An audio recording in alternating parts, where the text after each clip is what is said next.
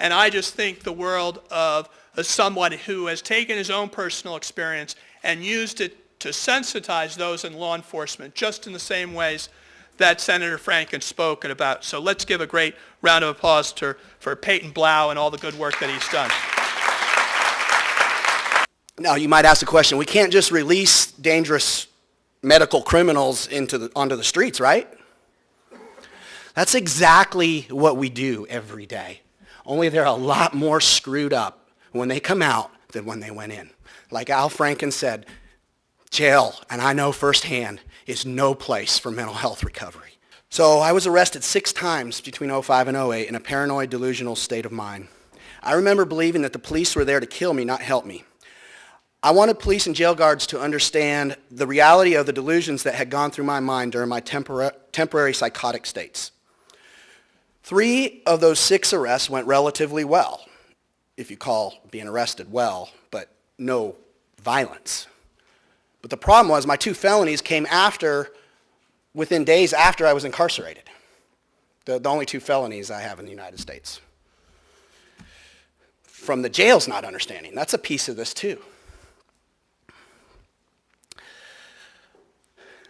3 of the arrests went very violent. Because in my head, I was just fighting for my life.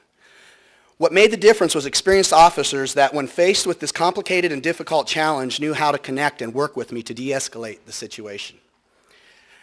One of those officers, Mike Ford, speaks with me now. He just spoke with me 2 weeks ago at one of our trainings. We're friends.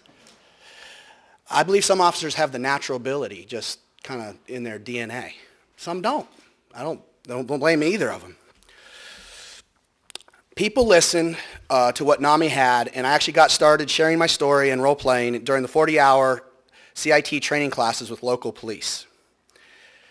It was life-changing for me to start talking about my story in an effort to save my life and to save lives and help my community. I now have spoken to thousands of people on this subject, and it has been one of the best things ever for me personally to recover and know that, to get over the stigma. I've been able to speak at CIT International. I've spoken at the Department of Corrections. I've spoken at the Academy. I've spoken here and there and everywhere. And I'm just thrilled every time I get this opportunity. I'd like to say this, though, and I'm going to make this connection. The Sheriff's Association came out that 50% of officer-involved shootings have to do with a mental health crisis. What we're training here stops a lot of what we're reading about every day in the newspapers. And we need to make that connection. Fortunately, there are a handful of communities that are helping people like me by implementing mental illness programs, but unfortunately don't make the news like the communities that have horrible tragedies. CIT is just one example of many programs that can turn the tides in our communities. Another is mental health courts, which I have had the privilege of going through myself at a particularly needy time in my life, where I learned a lot of techniques to control my bipolar. Once again, I was fortunate to live in a community that had leaders and saw the importance of this program.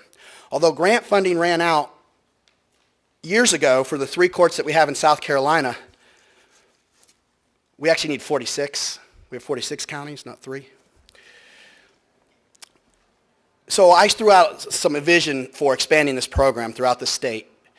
And Senator Vincent Shaheen responded as he was running for governor to put together the Mental Health Court Program Act, S426. To prove the bipartisan nature of this bill. Governor Haley, he was running against her. He submitted this bill. At the subcommittee level in the Senate, Governor Haley's recent appointee to the Department of Corrections came and advocated for the bill.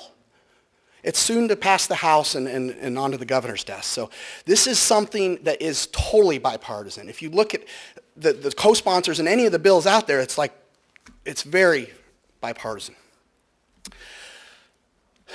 So you're experiencing a little bit of mental illness right now.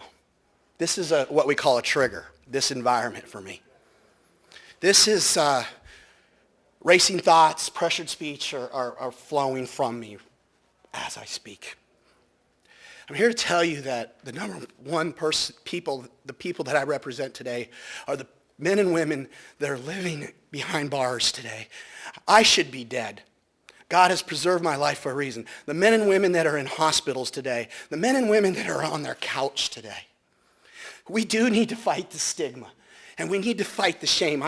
This is the last time I was hospitalized right here. I put stigma away. I put shame away. This is a medical condition that controls the brain function, which causes behavioral issues. And we as a society need to get behind this. And that's what we're doing here.